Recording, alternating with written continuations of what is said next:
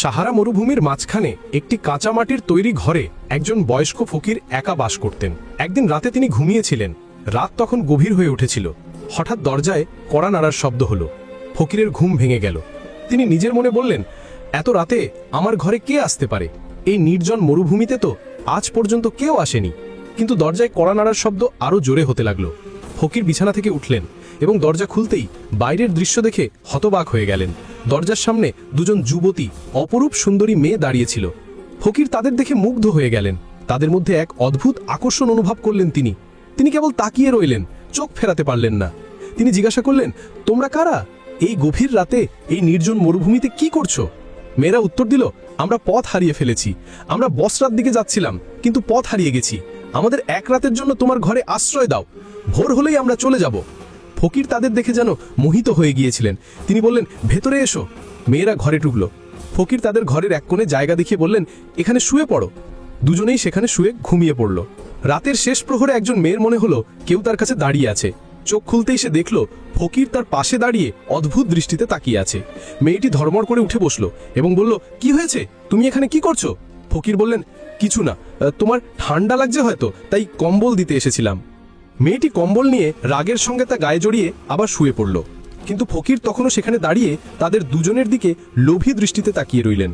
সকাল হলে মেয়েরা ফকিরকে ধন্যবাদ জানিয়ে চলে যাওয়ার জন্য প্রস্তুত হলো।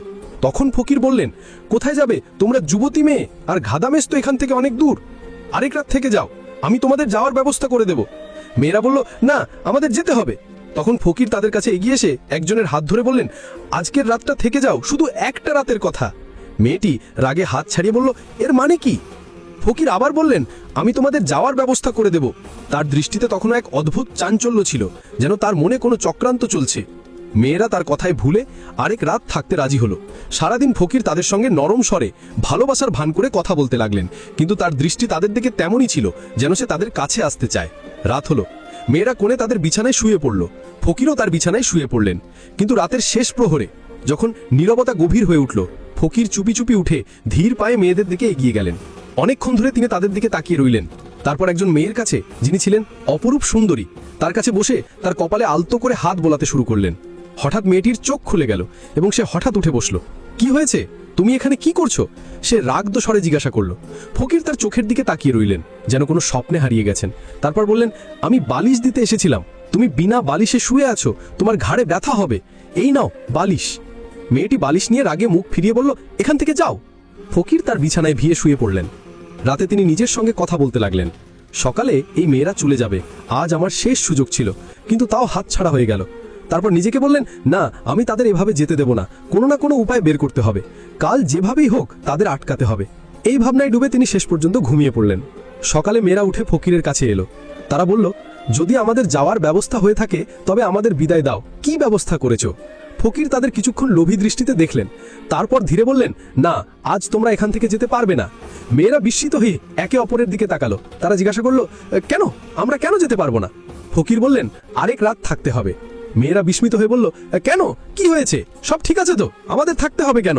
ফকির নরম স্বরে বললেন, তোমাদের যাওয়ার কোনো ব্যবস্থা এখনো হয়নি। আশা করি কাল একটি কাফেলা এখান দিয়ে ঘাদামেশের দিকে যাবে। কাফেলার কথা শুনে মেয়েরা একটু আশ্বস্ত হলো। তারা বলল, ঠিক আছে, কাল কাফেলার সঙ্গে চলে যাব, আজকের রাতটা থেকে যাই। ফকির মনে মনে খুব খুশি হলেন। আরেক রাত সময় পাওয়া গেল। সারাদিন ফকির দূর থেকে তাদের দেখতে লাগলেন। তার দৃষ্টি আরো গভীর হয়ে উঠেছিল। রাত নামল। মেয়েরা তাদের বিছানায় শুয়ে পড়ল। ফকিরও তার বিছানায় শুয়ে পড়লেন, কিন্তু তার হৃদয় অস্থির ছিল। তিনি বিছানায় শুয়েছিলেন, কিন্তু তার চোখ ছাদের দিকে নয়, বরং ঘরের কোণে শুয়ে থাকা মেয়েদের দিকে ছিল। তার শ্বাস দ্রুত ছিল, হৃদয়ে এক অদ্ভুত চাঞ্চল্য। ধীরে ধীরে তিনি বিছানা থেকে উঠলেন এবং চুপি চুপি তাদের কাছে গিয়ে তাদের মাথা থেকে পা পর্যন্ত গভীর দৃষ্টিতে দেখতে লাগলেন। প্রথমে তিনি একজন মেয়ের কাছে বসলেন এবং তার চুলে আলতো করে হাত বুলাতে লাগলেন। হঠাৎ মেয়েটি একটু নড়ে উঠল। ফকির ভয় পেয়ে সেখান থেকে উঠে অন্য মেয়ের কাছে গেলেন। এবার তিনি তার হাত নিজের হাতে নিয়ে তার মুখের দিকে অনেকক্ষণ তাকিয়ে রইলেন। তার চোখে তখন শুধু আকাঙ্ক্ষা নয়, এক পুরানো তৃষ্ণা জেগে উঠেছিল। হঠাৎ অন্য মেয়েটির চোখ খুলে গেল এবং সে চিৎকার করে উঠল। কিন্তু ফকির তৎক্ষণাৎ তার মুখে হাত চাপা দিলেন, যাতে শব্দ বাইরে না যায়। তারপর তিনি তাড়াতাড়ি নিজের বিছানায় ফিরে গিয়ে এমনভাবে শুয়ে পড়লেন যেন কিছুই হয়নি। সেই মেয়েটি সারা রাত ভাবতে লাগলো, এই ফকির আমার কাছে কেন এসেছিল? সে কি করতে চাইছিল? তার উদ্দেশ্য ঠিক মনে হচ্ছে না। ভয়ে সে কাঁপছিল এবং ভাবতে ভাবতে শেষে ঘুমিয়ে পড়ল। সকালে মেয়েরা উঠে ফকিরের কাছে গেল। তারা বলল, কাফেলা এসেছে, এবার আমাদের যেতে দাও। ফকির কিছুক্ষণ তাদের চোখের দিকে তাকিয়ে বললেন, কাফেলা এখনো আসেনি। মেয়েরা অবাক হয়ে বলল, কিন্তু তুমি তো বলেছিলে আজ কাফেলা আসবে।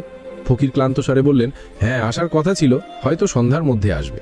মেয়েরা পরস্পরের দিকে তাকিয়ে বলল, ঠিক আছে, আমরা সন্ধ্যা পর্যন্ত অপেক্ষা করি। ফকির বাড়ির উঠোনে বসে দূর থেকে তাদের অদ্ভুত দৃষ্টিতে দেখতে লাগলেন। একজন মেয়ে অন্যজনকে বলল, এর দৃষ্টি আমার ভালো লাগছে না। অন্যজন মাথা নেড়ে বলল, তুমি ঠিক বলছো, আমাদের তাড়াতাড়ি এখান থেকে চলে যাওয়া উচিত। আমরা যুবতী মেয়ে, এর মনে কি চলছে কে জানে। প্রথম মেয়েটি বলল, হ্যাঁ, এ রাতে আমার কাছে এসেছিল, আমাকে ছোঁয়ার চেষ্টা করছিল। দ্বিতীয় মেয়েটি বলল, আমার সঙ্গেও তাই করেছে। আজ যে কোনো উপায়ে আমাদের এখানে রাত কাটানো উচিত নয়। সন্ধ্যায় কাফেলা আসুক বা না আসুক, আমাদের চলে যেতে হবে। ফকিরও তখন দূর থেকে তাদের দেখছিলেন, যেন শিকারী তার শিকারের ওপর নজর রাখছে। সন্ধ্যা হলো। মেয়েরা নিজে থেকে তার কাছে যাওয়ার আগে ফকির তাদের কাছে এসে বললেন, দেখো, আমার মনে হয় কাফেলা এখন সকালের আগে আসবে না। তাদের সঙ্গে অনেক মালপত্র থাকে, তাই তারা ধীরে চলে। আরেক রাত থেকে যাও। মেয়েরা তখন রেগে গিয়ে বলল, আমরা আর থাকতে পারি না, কাফেলা আসুক বা না আসুক, আমরা এক্ষুনি চলে যাচ্ছি, আমাদের আর আটকাবে না। ফকির আরও কাছে এসে বললেন, এখনই রাত হয়ে যাবে, তোমরা যুবতী মেয়ে, এই মরুভূমিতে রাতে কোথায় যাবে? এখানে জন্তুও ঘুরে বেড়ায়, যদি কোনো ক্ষতি হয়। তার কণ্ঠে উদ্বেগের চেয়ে চালাকি বেশি ছিল। মেয়েরা এবার নিশ্চিত হলো যে এটা তার নতুন কোনো চাল। তবু তারা বলল, আমাদের আর কোনো উপায় নেই, এক রাতের তো কথা, থেকে যাই। তারা কঠোরভাবে বলল, ঠিক আছে, কিন্তু এটা শেষ রাত, কাল সকালে কাফেলা আসুক বা না আসুক, আমরা চলে যাব। ফকির মুচকি এসে বললেন, ঠিক আছে, কিন্তু তার হাসিতে কিছু লুকানো ছিল। রাত হলো। মেয়েরা এখন ফকিরের প্রতিটি পদক্ষেপের উপর নজর রাখছিল। তারা কোণে শুয়েছিল, কিন্তু চোখ খোলা। ভয় ও সন্দেহে ডুবে তারা ফিসফিস করে কথা বলছিল। আশা করি এই রাতটা তাড়াতাড়ি কেটে যায়, একজন বলল। অন্যজন বলল, হ্যাঁ, চোখ বন্ধ করে এমনভাবে শুয়ে থাকো যেন আমরা ঘুমিয়ে পড়েছি। ফকির তার বিছানায় শুয়ে তাদের দিকে বারবার তাকাচ্ছিলেন। যখন তিনি নিশ্চিত হলেন যে মেয়েরা ঘুমিয়ে পড়েছে, তিনি ধীরে উঠে তাদের কাছে গেলেন। অনেকক্ষণ তিনি তাদের পাশে দাঁড়িয়ে তাদের হাবভাব দেখলেন। তারপর একজনের পায়ের কাছে বসে তার পা আলতো করে স্পর্শ করতে লাগলেন। হঠাৎ মেয়েটির চোখ খুলে গেল। ফকির তৎক্ষণাৎ পিছিয়ে গেলেন।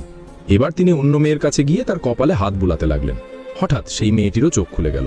সে ঘাবড়ে গিয়ে পাশ ফিরে মুখ নিচু করে নিল। কিছু বলল না, কিন্তু তার শরীরের নড়াচড়া জানিয়ে দিল যে সে জেগে উঠেছে। ফকির চুপচাপ নিজের বিছানায় ফিরে শুয়ে পড়লেন। তার হৃদয়ে এক অদ্ভুত উত্তেজনা ছিল, কিন্তু মুখে কোনো অনুশোচনা ছিল না। সকাল হলো। মেয়েরা উঠে ফকিরের কাছে গিয়ে তীক্ষ্ণ স্বরে বলল, কাফেলা এসেছে নাকি এবার নতুন কোনো অজুহাত? ফকির কিছুক্ষণ চুপ করে থেকে বললেন, কাফেলা আসেনি। মেয়েরা রেগে গিয়ে বলল, আমরা জানতাম কোনো কাফেলা আসবে না, তুমি আমাদের অন্য কোনো উদ্দেশ্যে আটকে রাখছো, আমরা সব বুঝে গেছি, এখন আমরা এক মুহূর্তও এখানে থাকবো না। একজন মেয়ে অন্যজনের হাত ধরে বলল, চল এখান থেকে চলে যাই। তারা কুঁড়ে ঘর থেকে বের হতে যাচ্ছিল। হঠাৎ ফকির তাদের সামনে এসে পথ আটকে দাঁড়িয়ে বললেন, তোমরা এখান থেকে যেতে পারবে না। মেয়েরা বলল, পথ ছাড়ো, না হলে আমরা চিৎকার করব। ফকির ধীরে বললেন, তোমাদের চিৎকার এখানে কেউ শুনবে না। একজন মেয়ে বলল, তুমি কি চাও? কেন আটকাচ্ছ? তুমি আমাদের বাবার বয়সী, একটু লজ্জা করো, একটু শ্রদ্ধা করো। ফকির গম্ভীর স্বরে বললেন, যা দেখছো তা তেমন নয়। তুমি যাকে খুঁজতে ঘাদামেসে যাচ্ছ, হয়তো সে এখানেই আছে। মেয়েরা অবাক হয়ে বলল, তুমি কি করে জানলে আমরা ঘাদামেসে কাউকে খুঁজতে যাচ্ছি? ফকির বললেন, এটা আমি এখন বলতে পারবো না, কিন্তু আজ রাত যদি এখানে থাকো তবে এটা তোমাদের জন্যই ভালো হবে। মেয়েরা হতবাক হয়ে গেল। তারা ভাবতে লাগলো, এই বুড়ো মানুষটার কি হয়েছে, কেন বারবার আমাদের আটকাচ্ছে? ফকির বললেন, আমি বললাম না, আরেক রাত থেকে যাও, কাল সকালে তোমাদের সব প্রশ্নের উত্তর পেয়ে যাবে, হয়তো ঘাদামেসে যাওয়ার দরকারই হবে না। মেয়েরা উভয় সংকটে পড়ে গেল। কি করে জানলো আমরা কাউকে খুঁজছি? আমাদের কি সমস্যা? তাদের মনে প্রশ্নের ঝড় উঠল, কিন্তু ফকিরের উপর তাদের কোনো ভরসা ছিল না। তারা তাকে ধাক্কা দিয়ে কুঁড়েঘর থেকে বেরিয়ে গেল। ফকির তাদের পিছু পিছু দৌড়ে চিৎকার করে বললেন, থামো, সবকিছু নষ্ট হয়ে যাবে যদি চলে যাও। অনেক দূর যাওয়ার পর মেয়েরা ক্লান্ত হয়ে এক জায়গায় বসে পড়ল। তাদের শ্বাস ফুলছিল, কিন্তু মনে তখনও ভয় ও অস্থিরতা। হঠাৎ পিছন থেকে ফকির হাঁপাতে হাঁপাতে তাদের কাছে এলেন। তার শ্বাস দ্রুত ছিল, কিন্তু কণ্ঠে তখনও সেই রহস্যময় ভাব। আমি শেষবারের মতো বলছি। তিনি ধীরে কিন্তু দীর্ঘস্বরে বললেন, আজ রাতে চলে যেও না। যদি আজ রাত আমার সঙ্গে এই ঘরে থাকো, তবে হয়তো ঘাদামেসে যাওয়ার দরকার হবে না। মেয়েরা ক্লান্ত কিন্তু কঠোর স্বরে বলল, যদি কিছু বলার থাকে স্পষ্ট করে বলো না কেন? ফকির গভীর নিঃশ্বাস নিয়ে বললেন, এখন বললে সবকিছু নষ্ট হয়ে যাবে।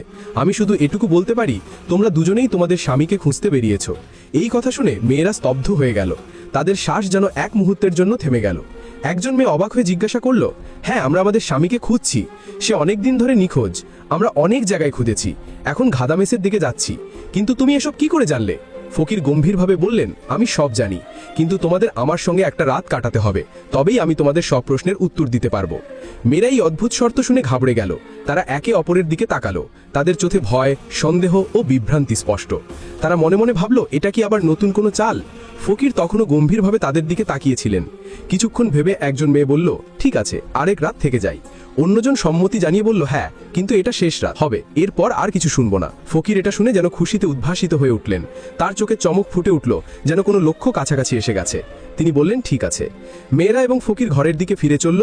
মেয়েরা সামনে হাঁটছিল আর ফকির পিছনে। তার চালে আর তাড়াহুড়ো ছিল না, বরং একটা শান্ত ভাব। কিন্তু তার দৃষ্টিতে তখনও সেই পুরানো চাঞ্চল্য ছিল।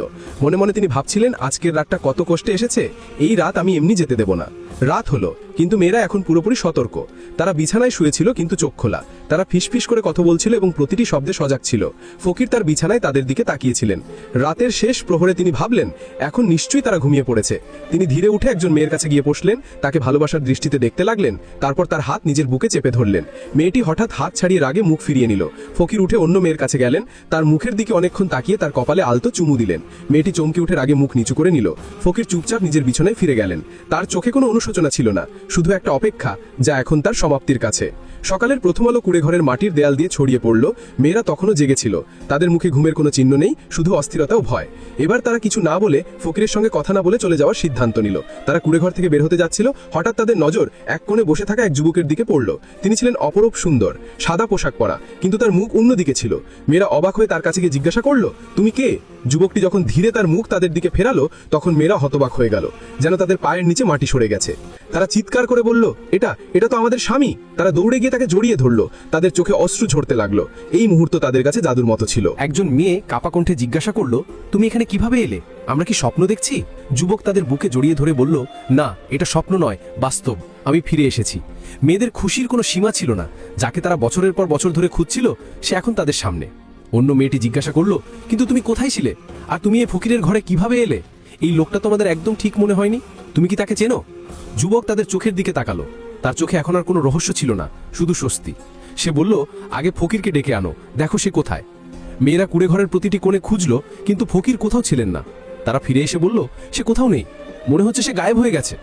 যুবক গভীর নিঃশ্বাস নিয়ে বলল, ফকির কোথায় গেল তা এখন তোমরা নিজেরাই বুঝে যাবে, কিন্তু তার আগে বলো, জানতে চাও না আমি এত বছর কোথায় ছিলাম? মেয়েরা একসঙ্গে বলল, হ্যাঁ বলো, তুমি কোথায় ছিলে? এবার গল্পের সবচেয়ে বড় রহস্য প্রকাশ পেতে চলল। যুবক বলতে শুরু করলো, একদিন আমি বাড়ি থেকে বাজারের দিকে যাচ্ছিলাম। পথে এক বৃদ্ধ ও এক অপরূপ সুন্দরী মেয়ের সঙ্গে দেখা হলো। বৃদ্ধ দেখতে ফকিরের মতো ছিলেন, আর মেয়েটি ছিল অত্যন্ত যুবতী ও আকর্ষণীয়। আমি তাদের সঙ্গে মজা করলাম। মেয়েটিকে বললাম, তুমি এই বুড়োর সঙ্গে বিয়ে করলে কেন? তোমার তো কোনো যুবকের সঙ্গে থাকার কথা। কিন্তু সেই মেয়েটি মনে হয় কোনো জাদুবিদ্যা জানতো। তার মধ্যে কোনো রহস্যময়ী শক্তি ছিল। সে আমার দিকে তাকালো, কিছু পড়লো এবং আমার উপর ফু দিল। এক মুহূর্তে আমি সেই বৃদ্ধ ফকিরের মতো হয়ে গেলাম। তার চেহারা আমার হয়ে গেল। তারপর সে বলল, এটা তোর শাস্তি, এখন তুই সারা জীবন এই অবস্থায় থাকবি। মেয়েরা পাথরের মতো তার কথা শুনছিল, তাদের শ্বাস থেমে গিয়েছিল। যুবক আরো বলল, কিন্তু সে একটা শর্ত দিয়েছিল। বলেছিল, যদি তোর প্রিয়জন, যাদের তুই ভালোবাসিস, তারা তোকে খুঁজতে খুঁজতে এই নির্জন জায়গায় পৌঁছে এবং তোর আসল পরিচয় না জেনে তোর সঙ্গে সময় কাটায়, তবে তুই তোর আসল রূপে ফিরে আসতে পারবি। আর হ্যাঁ, আরেকটা শর্ত ছিল, তুই নিজে নিজের পরিচয় প্রকাশ করতে পারবি না। মেয়েরা কাঁপতে কাঁপতে বলল, তাহলে তুমি সেই ফকির ছিলে? যুবক মাথা নিচু করে বলল, হ্যাঁ, আমিই সেই ফকির। যুবকের কথা শুনে মেয়েরা যেন পাথর হয়ে গেল। তাদের চোখে অশ্রু ঝরতে লাগলো, কিন্তু এই অশ্রুতে এখন অনুশোচনা ও লজ্জা ছিল। তারা দৌড়ে গিয়ে আবার তার গলা জড়িয়ে ধরল। আমাদের মাফ করো, আমরা তোমাকে চিনতে পারিনি। যুবক তাদের মাথায় হাত বুলিয়ে বলল, এটা তোমাদের কোনো দোষ নেই। তোমরা জানতেই না যে আমি তোমাদের স্বামী। তোমাদের হৃদয় ছিল সত্যি, নিয়ত ছিল পবিত্র, আর সেই সত্যতাই আমার শাস্তি ভেঙে দিয়েছে। তারা তিনজন এবার নতুন জীবন শুরু করলো। এবার তাদের মাঝে কোনো রহস্য ছিল না, কোনো দূরত্ব ছিল না, ছিল শুধু ভরসা, বিশ্বাস আর এমন এক সম্পর্ক যা শাস্তির মধ্যে দিয়েও আরো মজবুত হয়ে উঠেছিল।